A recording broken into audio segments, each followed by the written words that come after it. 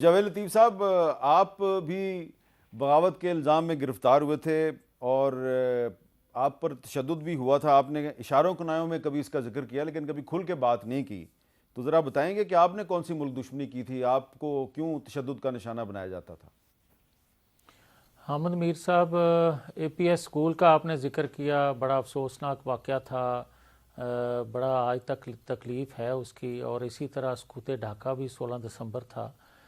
اب جو بات انعام رحیم صاحب بات کر رہے ہیں، یقیناً اس شخص سے، بلکہ میں اس جنرل فیض حمید صاحب کو تو کہوں گا ایک قومی مجرم تھے. قومی مجرم کس طرح میں کہوں گا؟ ایک سرکاری ڈان جو ہوتا ہے نا، ایک ڈان ہوتے ہیں جو مختلف علاقوں میں پائے جاتے ہیں اور انہوں نے اپنے سیل، ٹارچر سیل بنائے ہوتے ہیں. یہ سرکار کے وسائل، سرکار کے انویسٹیگیشن سیل جو تھے، یہ ان کو ذاتی استعمال کے لیے استعمال کرتے تھے ان جگہوں کو.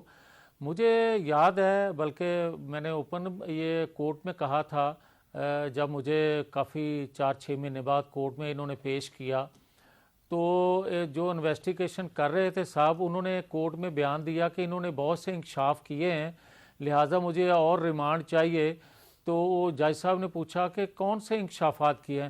انہوں نے کہا جی کہ ان کے مودی سے، جو انڈیا کے پرائم منسٹر ہیں، ان سے رابطے جو ہیں وہ ثابت ہوئے ہیں کلبھوشن کے ذریعے. اچھا جو میرے بھائی صاحب ذکر کر ٹھیک ہے. تو میں نے ان کو کہا کہ جتنا میرے پہ انہوں نے تشدد کیا ہے، اور ایک دفعہ تو مجھے یاد ہے کہ اتنا انہوں نے مارا کہ ایک بریگیڈیئر صاحب جو تھے وہ مجھے کہنے لگے کہ یار جان چھڑا اپنی بھی تے ساڈی بھی، وہ تیریاں چیخاں سننا چاہتا ہے جنرل فیض حمید، تو رولا پا تینوں مارتے رہے ہی ہیں تاکہ تیری وہ جان چھوڑے، وہ اس کو تسکین ہو.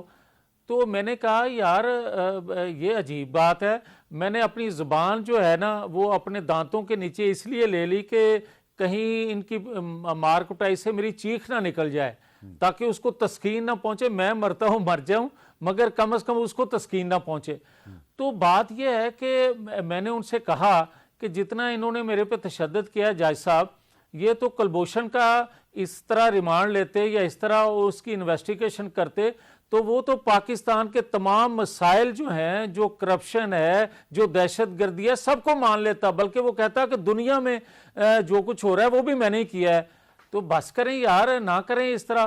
مگر میں نے جو اس کو قومی مجرم کہا ہے نا حامد میر صاحب، اس کی ایک وجہ ہے. اس شخص نے سرکاری ریاستی وسائل کے استعمال سے پاکستان کے چاروں ستون جو تھے وہ ہلا کے رکھ دیے. پاکستان کی اینٹ سے اینٹ بجا دی اس شخص نے. آپ کو یاد ہوگا کہ کابل میں جب چائے کی پیالی لہرائی گئی، خارجہ پالیسی بھی وہی دے رہے ہیں، اور خارجہ پالیسی بنانے والے جو ہیں وہ شاید اس وقت زبان دانتوں کے نیچے رکھ کے چیخ رہے ہوں کہ اے بھی گل یہی کر رہا ہے. پھر داخلہ پالیسی بھی وہی بنا رہا ہے. آپ مجھے یہ بتائیں. اور دیکھیں آج ایک ادارے پہ بہت سے لوگوں کو اعتراضات ہوتے ہیں یا بات کرتے ہیں. میں یہ کہتا ہوں کہ اسٹیبلشمنٹ، اینٹی اسٹیبلشمنٹ جو قوم کے اندر ایک سوچ فکر ہے، وہ یہ نہیں ہے کہ ایک ادارے کے وہ خلاف ہیں.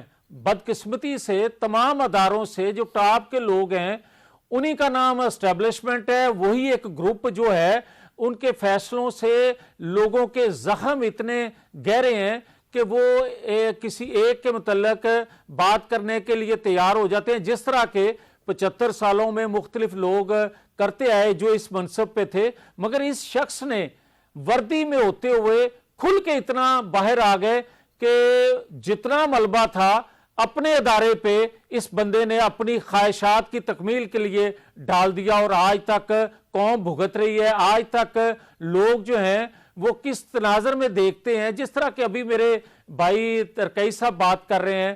بات یہ ہے کہ آپ، میں ہوں، حامد میر صاحب ہوں، زید، بلکہ مجھے ایک اور واقعہ یاد آ گیا، اگر آپ کے پاس تھوڑا ٹائم ہو تو میں یہ عرض کرنا چاہتا ہوں. حامد میر صاحب، آپ کو یاد ہوگا کہ جنرل قمر جاوید باجوہ صاحب نے بلایا آپ جیسے سینئر لوگوں کو، کچھ پارلیمنٹیرین کو بھی، اور اس نے، میں ابھی جیل سے رہا ہو کے آیا تھا، تو قمر جاوید باجوہ صاحب نے یہ کہا کہ انہوں ਅਜੇ ਨਸੀਹਤ ਨਹੀਂ ਆਈ, ਉਹਦਾ ਇਲਾਜ ਬੰਦੋਬਸਤ ਕਰਨੇ ਵਾਲਾ ਹੈ। मतलब यार एक आर्मी चीफ जो है एक मेरे जैसे छोटे बंदे को, एक सियासी वर्कर को जो एक बात करता है, और फैज मीर साहब मेरे से क्यों नाराज थे कि मैं अपनी पार्टी मीटिंग में जब जिक्र करता हूं कि ये गैर आईनी है, ये गैर कानूनी है, इसको हमें कबूल नहीं करना चाहिए, तो वो भी उसको नागवार गुजरे। ये तो कोई तरीका नहीं है, और इसी तरह पाकिस्तान की बर्बादी हुई है। अच्छा, अब शराम तरक्की साहब, हम तो ये वाली अगर बातें करेंगे ना तो 3-4 घंटे तो कहीं नहीं गए, लेकिन मुझे ये बताएं कि ये आपको क्या लग रहा है कि एक साबिक DGI-SI की अकाउंटेबिलिटी हुई है, ये काफ़ी है या उनसे जुड़े हुए सब लोगों की अकाउंटेबिलिटी होनी चाहिए? और क्या इसके को पाकिस्तान की पॉलिटिक्स पे अच्छे असरात मुरतब होंगे या नेगेटिव असरात होंगे? देखें, ये हम बड़े खुल के कहते हैं, और सारी पॉलिटिकल हमारा बड़ा क्लियर स्टांस है। हर बंदा कोई खुल के कहता है, कोई खामोशी से कहता है कि जो पॉलिटिक्स है ना, उनको पॉलिटिशियन तक छोड़ दिया जाए। उसमें उन लोगों की दखल अंदाजी नहीं होनी चाहिए जो उनका राइट नहीं है। मुल्क को पॉलिटिशियन चलाते हैं, वो अच्छे हैं, वो बुरे हैं, वो हर 5 साल बाद इलेक्शन लड़ते हैं। लेकिन अगर पॉलिटिशियन जो है वो फैज़ हमीद से कहें कि असम्बली का इजलास हो रहा है और बजट के लिए बंदे पूरे नहीं हो रहे, बंदे पूरे करके दो। देखें, मैं अगर आप हिस्ट्री उठा के देख लेना, 78 साल की हिस्ट्री, तो ओवर द ईयर्स मुख्तलिफ अदवार में ये काम हुए हैं। हाँ, आज भी, आज तक तो कोई अच्छा काम तो नहीं है ना। कोई हम मैसेज क्या दे रहे हैं?